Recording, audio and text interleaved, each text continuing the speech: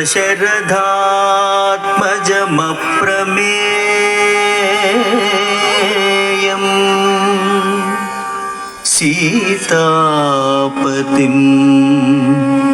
रघुकुलान्वयरत्नदीपम् नमामि।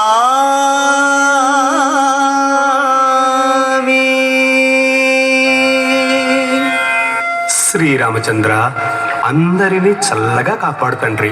తాతగారు ప్రసాదం ఇవ్వండి. తాతగారు ప్రసాదం ఇవ్వండి. ఒరే, నన్ను వదలండ్రా. ఒరే, వదులుతారా? కర్ర పుచ్చుకోమంటారా? అయ్యగారు ఆగండి, ఇది దేవుడి మందిరం. ఈ ప్రాంగణంలో ప్రేమ ప్రవహించాలి తప్ప ద్వేషాలు శిక్షలు కాదు. తన కళ్ళెదుటే అమాయకులైన పిల్లల్ని దండిస్తే రాముడు సంతోషిస్తాడా? మీరు నిరంతరం రాముడి సన్నిధిలో గడిపే అదృష్టవంతులు.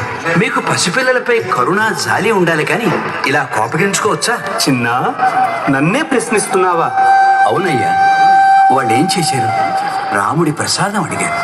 ప్రేమగా పిలిచి ప్రసాదం ఇస్తే వాళ్ళు అలరి చేసేవారా? ఇది ఆలయం, బుద్ధిగా కూర్చోవాలి రాని వాళ్ళకి ఎప్పుడైనా చెప్పారా? రామకథను వాళ్ళకి ఎప్పుడైనా వినిపించారా? ఇవి చేసుంటే వాళ్లలో క్రమశిక్షణ పెరిగేది, భక్తి భావనలు వికసించేవి, ఆ చిన్నారి ముఖాల్లో చిరునవ్వులు విరిసేవి. ఇవి చెయ్యకుండా వారిని దండించడం తప్పు కదా అయ్యగారు?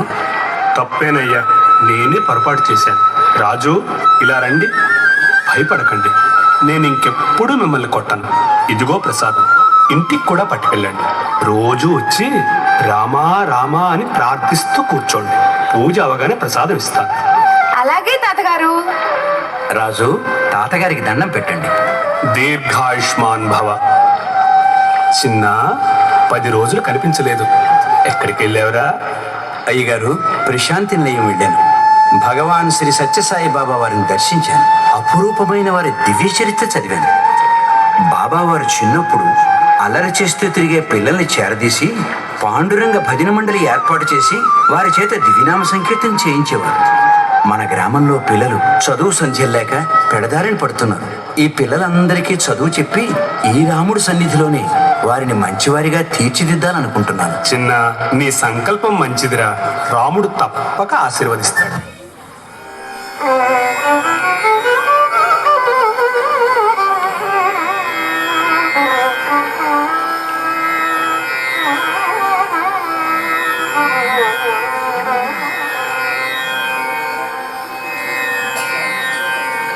మనసునందున మంచి మాటలందున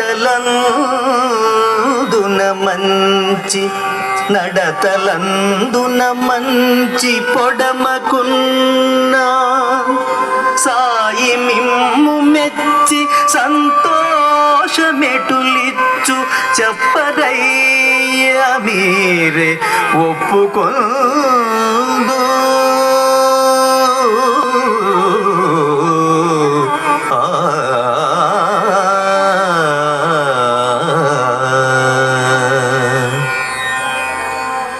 మన మనస్సులోనూ మాటలలోనూ నడవడికలోనూ ఎప్పుడూ మంచి కనిపిస్తూ ఉండాలి. అప్పుడే దైవం మెచ్చి మనని ఆదుకుంటాడు.